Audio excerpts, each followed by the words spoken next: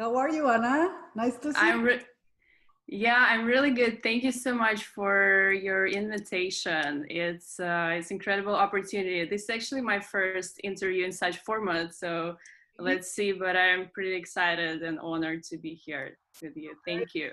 Too. Thank you. This is the first time we see each other, and I'd like to meet you. What are you doing? Where are you from? Tell me a little bit. All right. So my name is Anna Abuzov, and I'm based in Venice, California.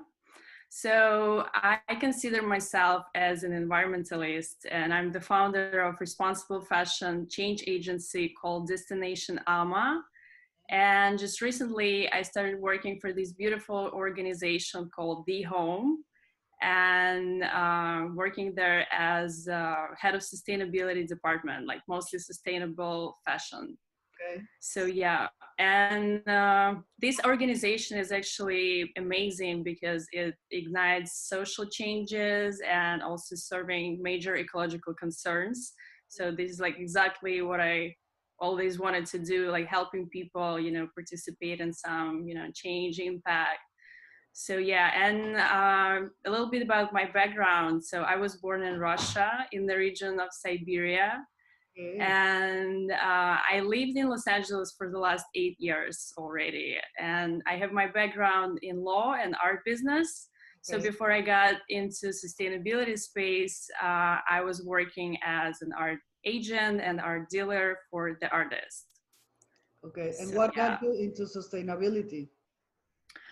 So it's been a journey. It's not such a long time ago. I think that the day I realized my responsibility as a human being for every choice I make on this planet was a really pivotal moment in my career and life in general.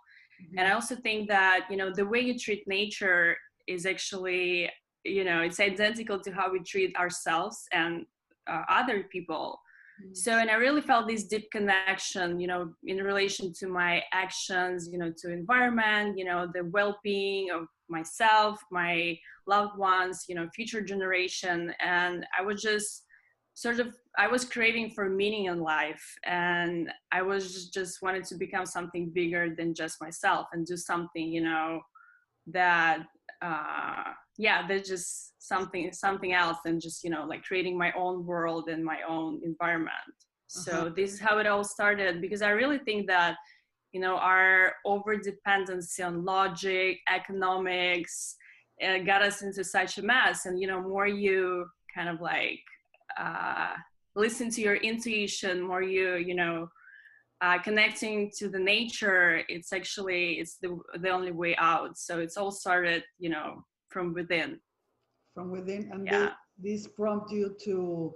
Did you practice law before? Yeah, actually I finished law school back in Moscow, and I was trying to work in this space as well, but I just like I realized this is not my thing, not my passion. Maybe I'm a little bit different type of person. And then I moved to LA, and in LA actually I was searching for my purpose, and I got into this beautiful space of art business, and I've been working with artists for maybe like 6 years. Okay. But then then again something just clicked, and I realized what I'm actually doing, like what purpose am I serving, is it mine? And there was like a couple of different situations. So, and for a couple of reasons I was done with my art career, and I was, as I said, I was searching for meaning in life. And I remember how my friend, she offered me to work with a designer. And at the time I knew nothing about fashion, like 100%, but there's definitely like the obvious connection between art and fashion, in terms of beauty, aesthetics, stuff like that. So it was like pretty interesting to me. And I noticed that the designer implementing different sustainable practices, like he's using vintage material like dead stock fabric, using natural pigments. But like at the time sustainability word was just a buzzword to me. I knew nothing. So, and I started doing a massive research, Mhm. and started speaking up on my Instagram, sharing my findings and revelations about fashion industry on my social media. And and yeah, and since then I've been just taking, you know, little step by step into sustainability space, and you know, being as an advocate for responsible consumption and production. So, and this is actually how Destination Amo was born. So I moved my, you know, my voice from my personal account to something more specific, and created this platform on Instagram, I think in February. So it was just like right before COVID hit. Yeah. Oh, wow. Right in time. Yeah. What is this platform and Instagram that you're building?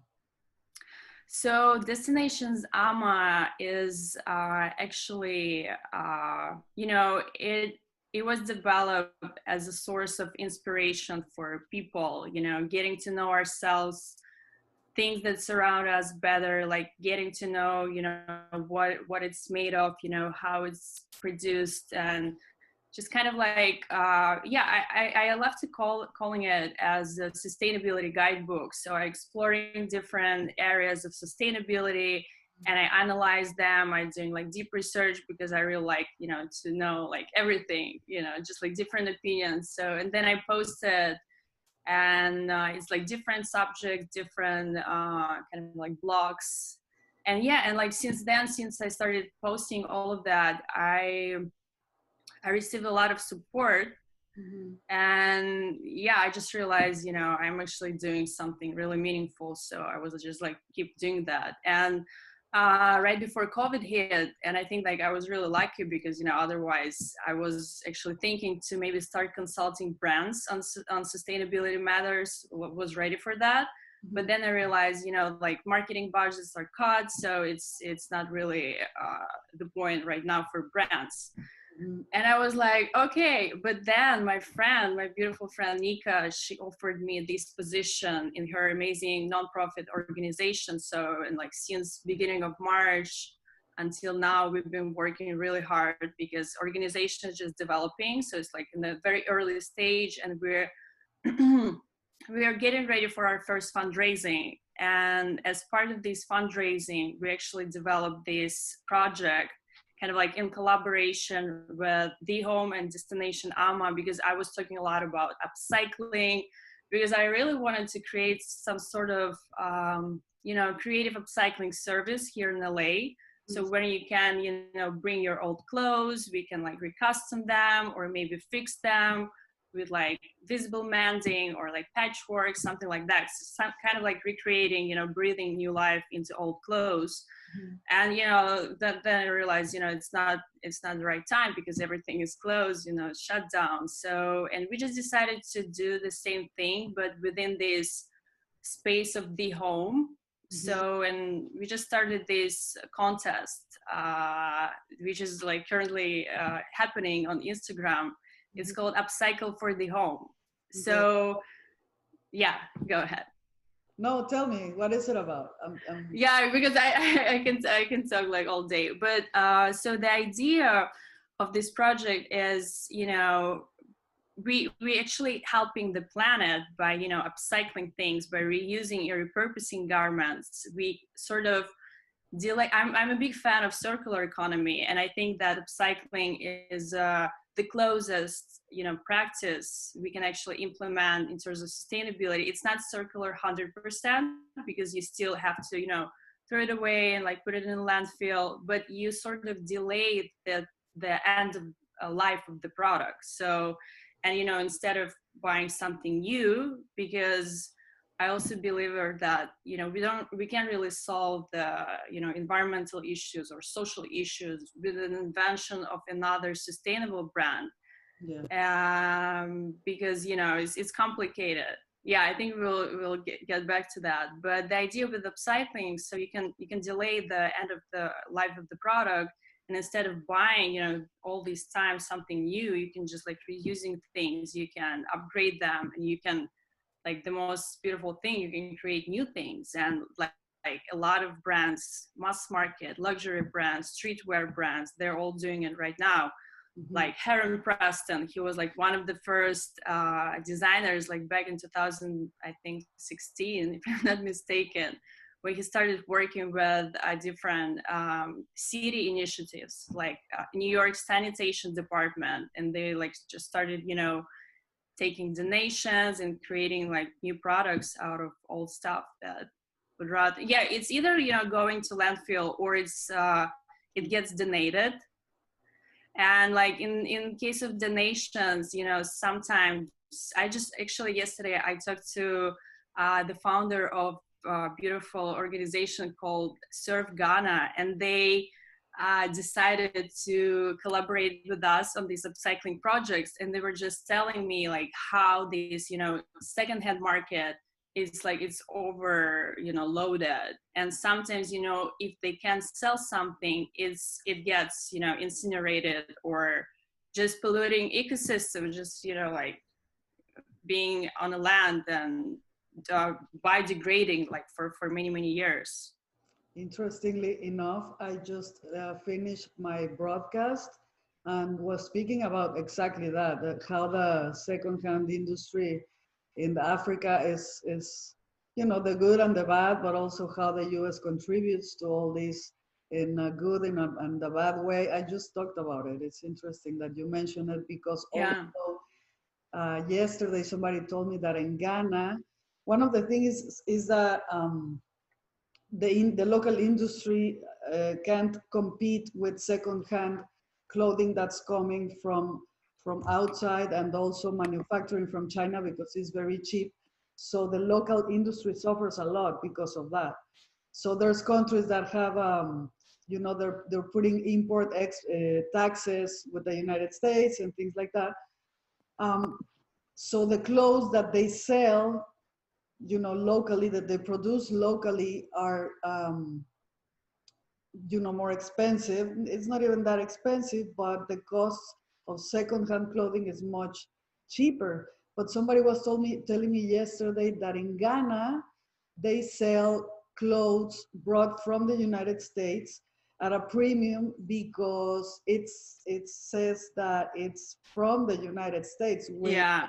in many cases is not even made in the United States. It's just, you know, imported to countries from the United States. So yeah, I was just talking about it.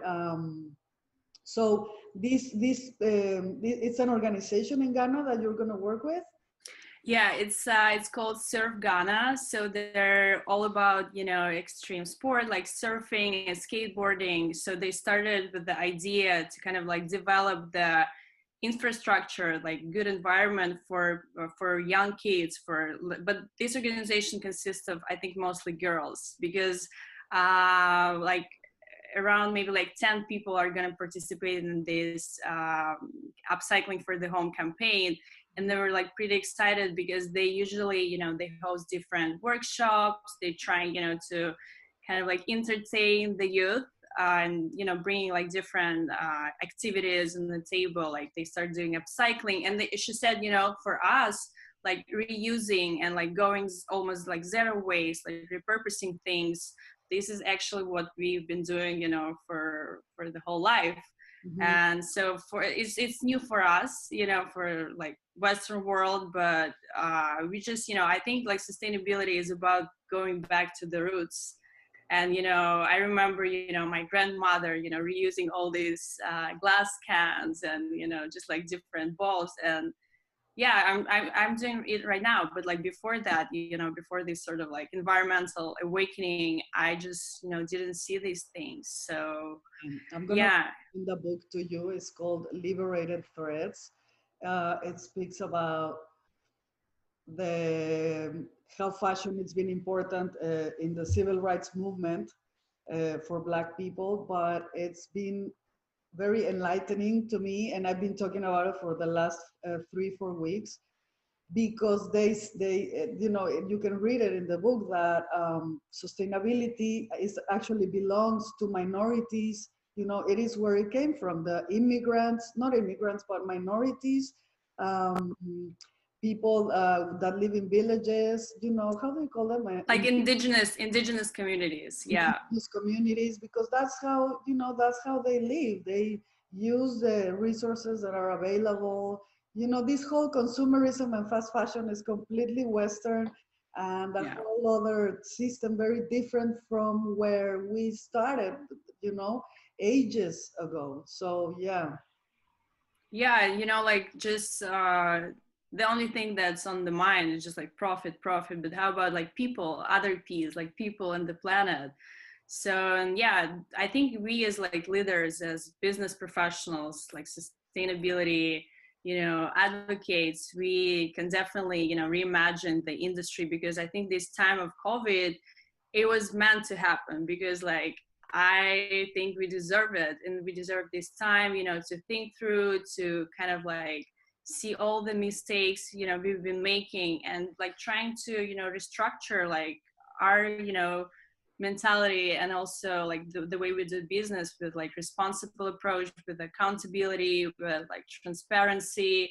And yeah, there's a lot of kind of like stereotypes, like misconceptions about like fashion and sustainability, because I think that, you know, it could be, it's you either, you know, really good at marketing, which we call like greenwashing, or you know, instead of putting all this money to like influencers, and like to kind of like getting all this like attention from the people who do not like share like your values, you know, I think it's better to you know, move these funds into it, kind of like uniting with other brands. And you know, because like if we want to be like circular, if we want to develop all these like circular business models and economies in the future, it takes a lot of effort, and it takes a lot of money, and like fundings, investments, because of like technology, you know, all these like recycling technology, like by you know, biodegradable facilities. So it requires, you know, to have a proper system. And I think in order to achieve it,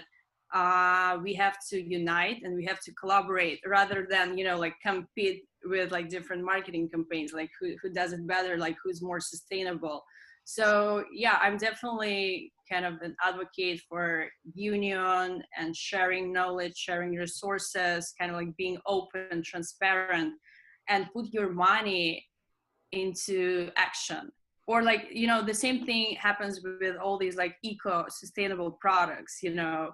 Of course it's amazing, it's beautiful. I think this is how, you know, business should work. But it's I can see it's only, you know, on a very like small level, like medium level. So it's like either mom and pops, like small businesses, you know, doing this really great authentic approach to like packaging their products, to production, to like you know, like different practices. But you know, it's up to big companies and corporations like to take responsibility to actually change something, because they they like they keep telling us that we are responsible for our action, of course. But you know, when you like go to the grocery store, you know, and you see like all this plastic, like are you responsible for that? You know, maybe you have no choice, you have only one store in your neighborhood, and like you can go to farmers market, you know, to be zero waste. So I think it's and also like in terms of how like customers behave, it's cool like to buy these sustainable products and like support small businesses. But also it's important, you know, to allocate these resources, and maybe give it like share of that to some organizations that are actually fighting for like changing policies, speaking to all these like corporations, like lobbying, you know, like government, like creating new policies, new restrictions. Like in New York, you know, they banned these plastic bags. Like that's great. So this is what we have to do. I think that a good start is education, because, and in every sense, you know, we've seen a lot of issues erupting lately. And I think that the bottom line is that we're not educated enough to make different choices, to put our money where you know, where it really has value. Um, you know, to understand that rich is very different from what we've been told to be rich, to have richness, you know. And when we are educated, when we understand, for example, secondhand clothing has a very big stigma, no, because it is sort of you know, items for people that doesn't have money, you know. Yeah. So this for example is secondhand. It's beautiful. It's almost new, you know. Many Yeah. of the jackets that I wear are secondhand. They cost $8, you know, and this one was one of the most expensive that I got on Goodwill. But you know, the stigma of no, I'm not gonna buy secondhand because it's for poor people or it's used and with the virus. You know, these are a lot of concepts that we have in our minds. We need to first understand, you know, the impact of our choices, and that we can actually make very significant choices through not so big actions, you know, and change Yeah. our mind and educate ourselves, because then we will be able to ask the government for different legislation. You know, our money is our biggest power, you know, where we Yeah. buy, how we buy. So definitely, we need to be more engaged in education. So I wanted to ask you, do you feel that in California or in specifically where you live, there's a space for the sustainability, a bigger space probably? Yeah, I think so. Because you know, when I was doing my research, which took me like about 3 months to fully understand what we're dealing with and how can I be a solutionist rather than just consumerist. So, but you know, like I realized that I have this time. I quit my art career and I was like in search for something new, you know, in my journey.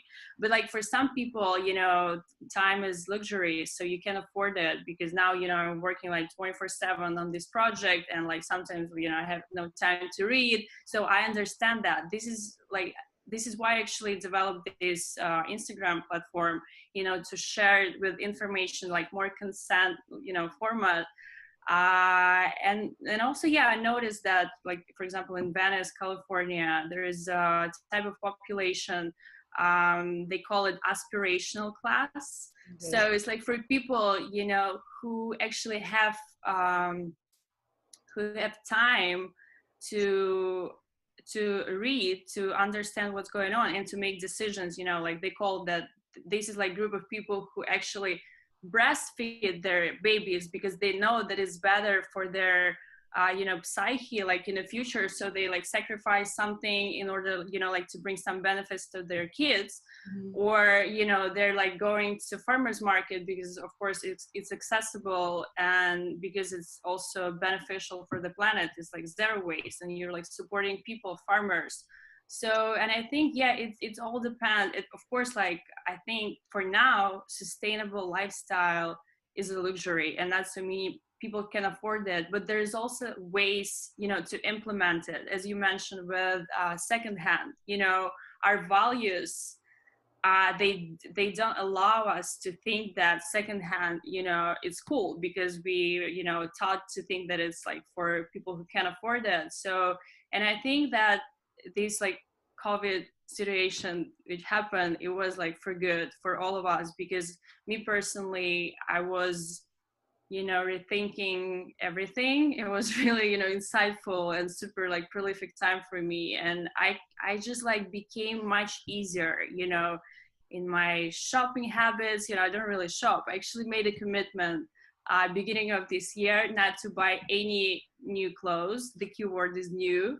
And but you know, like when I realized, you know, it's been like second month, you know, I'm quarantining and not getting out, I just realized, you know, I'm running out of my, you know, comfort, like sport leisure clothes. So I actually got this costume. It's from sustainable brand, and they were having sort of a sale for their like big sale, you know, to kind of like free space for their new collections. And I just decided to support them, and at the same time, you know, have something nice to wear on my Zoom meetings.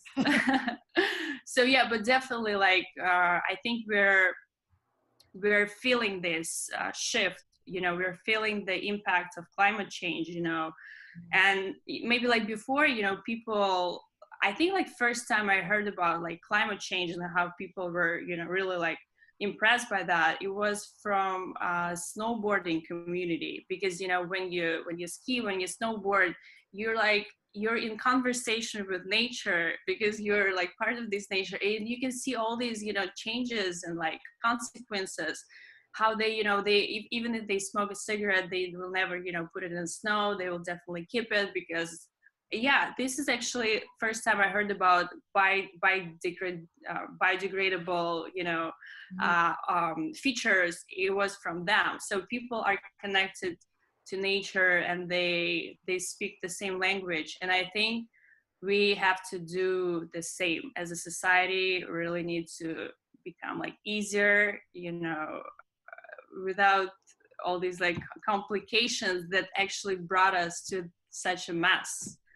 It is happening. The Generation Z, they're making a lot of very different choices in their consumerism, and that's going to be the force that's going to change everything. And it has to change it because, they're much more aware of the whole spectrum of, the industry is not only buy and dispose, and they're much more aware, and it's a big force that is shifting little by little different aspects of the industry, like secondhand, upcycling, the vintage is becoming like, the coolest thing right now. So yeah, I think the hardest segment are older generations, the hardest segments to shift our minds, because we're set, we're set, we're educated to spend and to consume and to dispose. And this has been, I believe, our generation, mine, my age around, because older generations like my grandmother, my mom, they do recycle, they do upcycle, they do, it's a whole other way of thinking. So yeah, this is shifting. Hopefully, well, we need to shift faster, I believe. Yeah, as fast as Arctic shifting, the temperature in colder places. Yeah, I actually think that for Generation Z, they don't really want to possess things. I remember when I was finishing my master's, we talk a lot about engagement, like interaction, like actually experiential marketing, rather than what we used to do. So people want to have experience, and they want to get emotions out of that. They want to feel useful, and they want to contribute. And I think that yeah, for younger generations, of course, like they're born and they can see everything in one single view, like what's going on. Like for us, we're getting used to old habits, we're like repetitive, we're like on an automation. And but I noticed that looking at my friends and like older and younger generation, there is always some moment in life when you actually you becoming like awake. So, and like for some people it's older, younger, it doesn't matter, but like it's I think this is our challenge, to actually going back to the roots, and kind of like becoming the one with the source, with the creation, with the universe. You can call it whatever you want, but it just yeah, we're getting lost at the beginning, but then we aim to find this truth and this authenticity. And I think this is what I love about sustainability, because when I started research, actually I started with fashion, but then I realized fashion is part of this like big problem. Mm-hmm. And yeah, I lost my thought, but it's all about connection with nature. And like I think fashion as food, as water, as buildings and structures is one of the most essential things. We're always like going to be wearing something, producing something, because fashion is amazing. It's giving so many job opportunities. I think that I think each like one of 8 women like working in the garment industry like in the world. So it's a lot. So it's an opportunity, but it's a challenge as well. So this is kind of like up to us to do that. And I think, yeah, just like sharing your knowledge, like our grandparents, shared all these beautiful tricks, like domestic recycling, upcycling. So we just have to, yeah, it should be like part of our education. I think in Italy they actually require, in schools they require to study some environmental classes. And also, yeah, I think like environmental, social issues, and maybe, I don't know, maybe something else, but this is super Sustainability in important. general, in every aspect. Right now, we're talking about the sustainable fashion, and not everybody it's on the sustainable fashion business. But my, let's say, my goal, because when you talk about fashion, people think it's a frivolous, side of fashion, and it's really not what I'm doing. It's really not, has nothing to do with the frivolous part of the fashion business. It's all the opposite, and all of us are part of it because we all consume from the fashion, from the industry. So that is my goal. That is my challenge. How to break that barrier of not taking this as a frivolous, experience, if you can say it like Yeah. that, but really, really wearing love, and really wearing, something that's not harming people or the environment or animals. And it has been a challenge, so I Yeah. love these initiatives that, like the ones that you have, because we have to explain or express in as many ways as possible. And people want to learn, that I find. People want to learn. They just, I think that it's a little bit of maybe, a feeling of unreachable. That's not really my thing, because sustainability now, I have to, take care of what I wear, Yeah. on top of everything. But initiatives like the ones that you have, and many, many others, that really tell the consumer that it's not really that hard. It is something that we do every day. We can, shift in little things, but if we are billions of people doing things different, then, Yeah.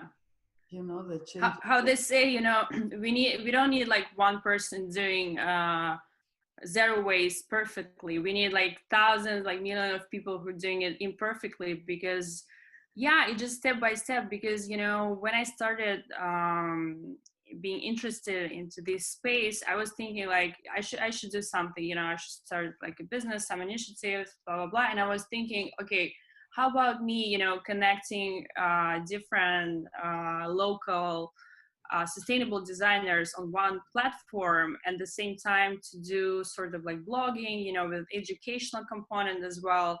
But then throughout my research, I just realized that yes, this is good, to gathering, together all these designers, supporting them. But if I want to like go deeper and like become completely like sustainable, I have to do different things, so, such as like upcycling, right? And Mhm. like for me, like first this idea was like super appealing because of all these like misconceptions and stereotypes, about secondhand clothes. But then I thought, like half of my wardrobe is actually vintage, because you asked me before about the community, I'm part of, and like how is like sustainability working here. So it's actually, when I moved to LA and started realizing that everyone's wearing vintage, because we have different like big markets. They're happening like once a month, Mhm. or like twice a month, or like on a weekly basis, like in West Hollywood, when you can go and like buy some beautiful like jewelry or like accessories, like clothing. So this is how it all started. So I just realized I'm wearing like secondhand. Like why can I go further? Mhm. So, and yeah, and with you also touched upon this, you know, kind of like we are losing this feeling of like specialness to the clothes because it's like on rotation, you know, on and on. So we all these, you know, buying, changing. Like I have things in my wardrobe I never worn. Yeah. I don't know. I don't know, but it is, and I don't really like throwing things away because have this. I still, even though it's you know I'm not wearing it, I still have this like sentimental, you know, kind of like attachment to things, and maybe like you know in the future, maybe you know my kids will wear it. So thoughts like that. Mhm. But with this project, Upcycle for the Home, we kind of like wanted to include everything. Like first of all, this is almost charitable project, so like most of the proceeds, 70% of the proceeds will go to the home to support its mission. And like briefly, the mission is about helping people in need and basically getting unhoused population off the street, because we're creating this beautiful network of regenerative farms and permaculture gardens Yeah. that will serve as healing and educational centers for displaced population, and also offering holistic healthcare and you know providing different skills. So after they're kind of like recovered within this environment, they can actually take on different green jobs opportunities. Mhm. So, and like we were thinking like how can we collaborate, so and we decided to organize this upcycling in order, you know, to help the organization, but at the same time promote upcycling as a, you know, amazing sustainable fashion solution. So, and yeah, and like to bring back this like specialness to the clothes that's been lost, you know, because of fast fashion, like mass market, all these like cheap, you know, clothes, and damaging, you know, societies like communities with all this like cheap labor and like lack of, you know, proper wages, which is like another, you know, part, negative bad part of sustainability and fashion. So Mhm. yeah, and like we kind of like wanted like everyone to be heard. And there is actually 4 stages of the project. So, and designers, they involved in the first 2 stages when they creating the garment. Mhm. It could be anything for stage 1. So it's kind of like the testing phase. So they creating different things, you know, out of materials they have in their closets, or maybe like donations from their friends and family. So something that's been produced already. So they, and we ask them to take a photograph of the materials they're using. So we see, you know, there is no cheating. Everyone is using, like everyone is doing like 100% upcycling. Mhm. And, you know, once we have all these, final results posted, I think by the end of July. No, July 20th is deadline for stage 1. So Okay. when it's posted, we're gonna do voting on our Instagram. So to kind of like let our followers decide who will proceed to stage 2. Mhm. And once you know it's done, stage 2 requires to create a jacket, because I was inspired by one of the designers, his name Dust of God, Mhm. and he makes beautiful jackets, and I was just like fascinated by this like extraordinary, like artsy, very interesting design. And I was like, it's, you know, I don't know how many people, you know, were involved in making this garment, but Wow. it's a statement, more like more, rather than just a piece of clothes. And I would definitely, you know, it's weird sometimes, you know, it's crazy, but like I would definitely keep it like forever, and you know, ask my kids to do the same. So, and I was like really impressed by this, you know, idea of kind of like you can see, you know, how many people touched that, you know, how much, you know, labor and like intention was kind of like evolved.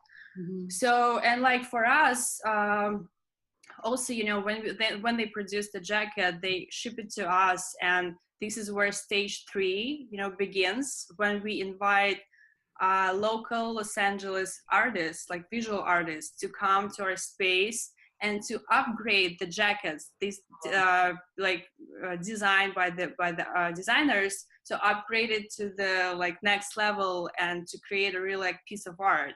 Mhm. And we also want to invite like our media partners to document it, to make a video, and also instead of professional models. We actually want to invite people with some previous homeless experience, because our organization about like helping people who's in need, who's losing their jobs, their homes, stuff like that. So we want everyone to be heard, artists, designers, and people who actually who's suffering, because they're like it's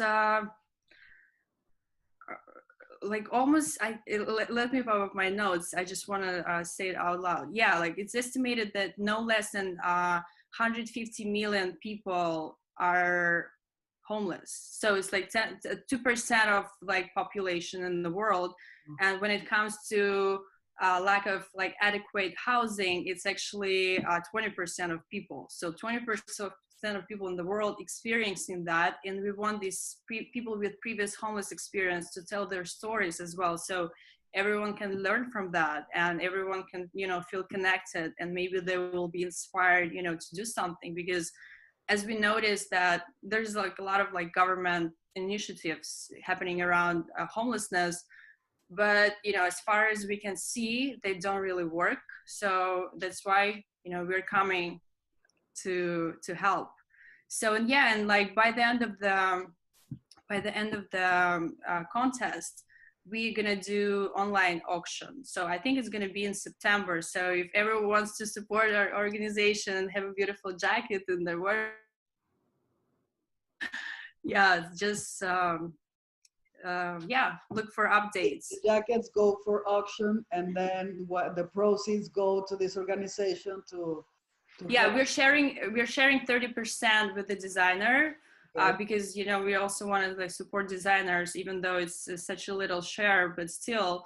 And also another thing I really like about this jacket, so instead of fashion labels, we want to have this kind of like sort of label, but with the QR code on it. So anytime you wear this jacket and maybe you want to tell the story about your purchase to your friends, you can just use your phone and access this digital story. We're going to film about the project through this QR code attached to the jacket, and I think it's so cool. Super cool. Yeah, well, I'm here. I read what you were working on, and it really inspired me. So I'm right here. If I can spread on this side of the country your information and everything, I think I know it's very complete, and I like it a lot, because it's not only one aspect. It's many aspects taken into consideration. Designers and homeless people, and sustainability. I wish for you all the success. I think. Oh, thank you so much. Yeah, I have chills. Yeah, I would love to be there to document, but I will document from here whatever I can. Yeah, you're already helping, because this is the first time that I'm actually going live, like being as a person, rather than just someone's behind my Instagram. So it's a good experience for me, and I'm learning as I go. So thank you so much for this opportunity, and I'll keep you posted about our initiatives, and thank you for your support. It means a lot. Thank you. Before we go, tell us where people can find your initiative. What's your Instagram handle, website? Okay, so my Instagram is destination.ama. AMA is AMA, so it's like three letters. Destination AMA. And so our website is youarehome.org, and you as a U, not like a word, but like letter U. So youarehome.org.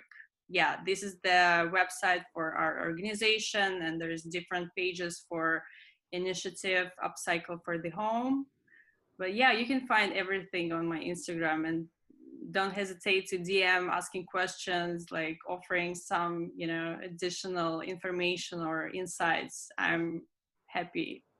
Amazing. One last question. How is the sustainable fashion industry in Russia? Do you have a perspective? So it's been going really good. I'm following a lot of designers, and actually one of the designers participating in this contest, she's from Russia. Her name is Немножко Broshka, and she's doing embroidery. So she's creating beautiful brushes out of embroidery, and she's participating as well. And I think, yeah, there's like bunch of initiatives for collecting clothes, for like recycling, repurposing, and yeah, we're definitely speaking the same language. I was before COVID. You know, we have like our life before and after COVID now. So yeah, before COVID, my friend from Moscow, she actually offered me maybe to do some sort of like green conference and invite different speakers, you know, talking about different industries. So yeah, and we had a plan, a list of like proper list of, you know, different people who might get involved, and there's definitely conversation going on in Russia, and I'm like supporting it. There's so many cool Instagrams of designers, because, you know, as we said, you know, getting older, you're going like back to roots, and you start remembering, you know, what your ancestors, you know, were teaching you, and you remember that. So you try kind of like to switch your habits. And when it comes to fashion, there's a lot of brands who are doing that. Do you see that it's specifically to some regions in Russia, or general the whole country is on board? What do you Yeah, you know, like when we say like Russia, we usually think of Moscow and like St. Petersburg. But yeah, I mean, yeah, I think it's much more difficult in like in suburbs, like different regions of Russia. But you know, I think like actually like farther you go from Moscow, like more kind of like your lifestyle is more like, it's like easier, you know, and like it sometimes it equals like more sustainable. So Mhm. yeah, and I think, yeah, this overconsumption, overproduction is like over kind of like populated in big cities, when you have access to all these, you know, stores and like malls, you know, uh, which are like filled out with like bunch of different like mass market brands.